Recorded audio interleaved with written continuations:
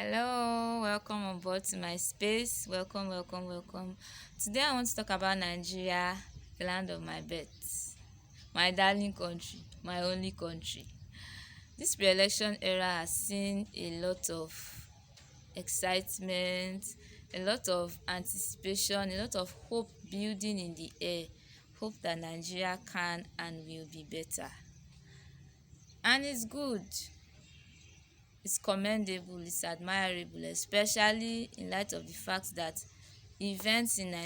past events in Nigeria have happened over and over again to trample our hopes. I'm scared though. Our hopes are rising unrealistically high, particularly in the camp of fellow obedients. From conversations I've had with people and things I have read, I get the impression that many people think that if Peter Obi emerges as our president come 2023, all the problems in Nigeria will go away. Newsflash, it's not true. Now, don't get me wrong. I believe that of the three major candidates vying for the presidency, I believe that Peter Obi is most capable. I believe that his government stands a chance of putting Nigeria in a situation where at least sectors of its economy can begin to improve, begin being the operative word. But to think that his government will remove all the problems in Nigeria away is naive. Nigeria's formation itself is problematic to begin with.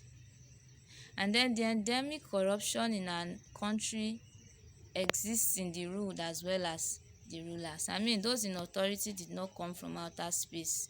They did not come from heaven. They came from among us. So they are a reflection of who we are as a people. Some of us who are actively campaigning now for Peter Obi and everything, we are engaging in actions that are contributing to Nigeria's woeful underdevelopment. Yes. The center is not the only problem Nigeria has. What about the regions? What about the states? They have their problems too.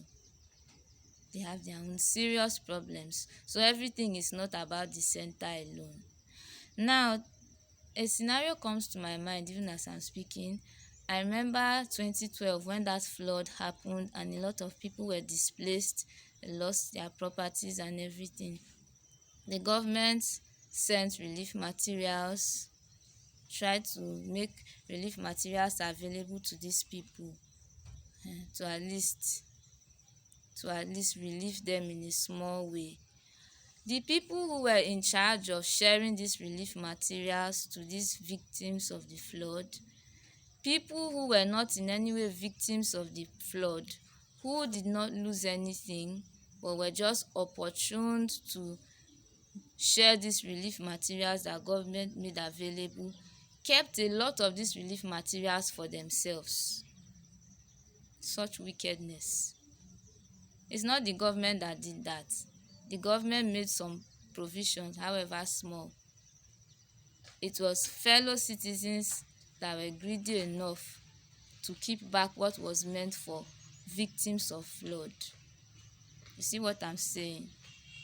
Now, even if Peter Obi emerges as president and his government implements or they try to introduce good policies that will help Nigeria improve, if we, the ruled, continue in our corrupt acts, the things that we are doing in our little spheres of influence, if we continue in our corrupt actions, we'll frustrate his efforts. If the states refuse to work with the federal government, nothing will change. Anyway, even let's look at the best scenario. Let's imagine now that everybody, both the ruler and the ruled, the center as well as the regions, put their heads together and work. It still will not be perfect. There's always the human factor, but at least there will be some improvement.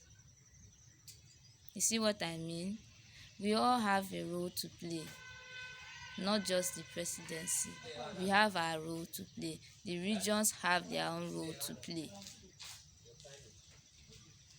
You see why it is not wise to think that one man's government will wipe away all the problems of Nigeria.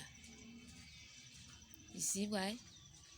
Now I know somebody is going to come here even after everything I've said and say I'm trying to kill people's morale.